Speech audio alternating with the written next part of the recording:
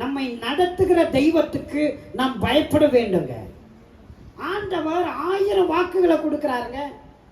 ஆதியிலிருந்து இதுவரையிலுங்க, மனுஷனை உண்டாக்கின நாள் முதல் இதுவரையிலும் கர்த்தர் நிறைய வாக்குகளை கொடுத்துக்கிட்டே தான் இருக்கிறார். எவ்வளோ ஆசீர்வாதங்களை சொல்றாரு. அவரால் முடியும், அவர் எல்லாமே சொல்றாரு. ஆனா நம்ம பக்கம் ஒரு கேள்வியை கேட்கிறார், நீ என்ன செய்ய போற? நீ இதை விட முடியுமா? இதை நீ மறக்க முடியுமா? இதை நீ வெறுக்க முடியுமா? இதை நீ உதறி தள்ளி விட்டு வர முடியுமா? இதை நீ தகிக்க முடியுமா? இதை கொஞ்சம் மாற்றிக்க முடியுமா? உன் மனதை மாற்ற முடியுமா? உன் இருதயத்தை மாற்ற முடியுமா? உன் சுபாவத்தை மாற்ற முடியுமா? இதெல்லாம் விட முடியுமா என்று கர்த்தர் கேட்கிறாரு. நம்ம பக்கம் ஒரு காரியத்தை தேவன் எதிர்பார்க்கிறார். நம்முடைய செயலை ஆண்டவர் எதிர்பார்க்கிறார். நாம ஒண்ணுமே பண்ணாம கர்த்தருடைய வாக்குத்தத்தங்களை சுதந்திரிக்க முடியாது.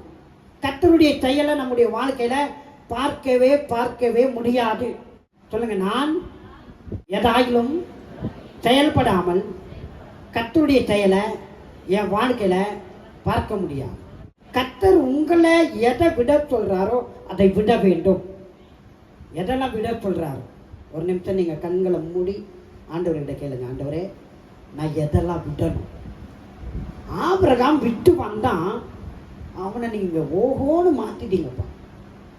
பெயரையே ஃபேமஸ் ஆக்கிட்டீங்க, அவனை பெரியவன் ஆக்கிட்டீங்க, அவனை திரளாய் சொன்னபடியே அவனை பெருக வைத்தீங்க. இன்றைக்கு நட்சத்திரம் போல ஜனங்கள் இன்றைக்கு பூமியில பரவி இருக்கிறாங்க, ஆபிரகாமின் சந்ததிகள். கர்த்தாவே, அவனுடைய வார்த்தைக்கு செவி கொடுத்தான், அவனை பெருக பண்ணீங்கப்பா. நான் என்ன செய்ய வேண்டும்? கர்த்தருக்கு பிரியமில்லாத காரியம் உங்களை என்னென்ன இருக்கோ அதை இப்போதே அதை நீக்கி போட கர்த்தருக்கு ஒப்பு கொடுங்க.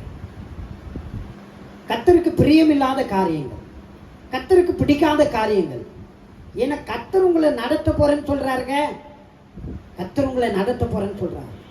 வேலையில ஒரு நிமிஷம் நீங்க ஜெபம் பண்ணுங்க. எல்லாரும் கண்களை மூடி உள்ளத்தின் ஆளுக்கு கர்த்தரோட பேசுங்கன்னு சொல்றேன்.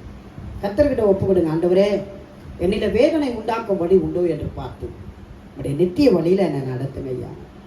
உடைய நித்திய வழியில என்னை நடத்துங்க ஐயா. நான் என்னை ஒப்பு கொடுக்குறேங்க.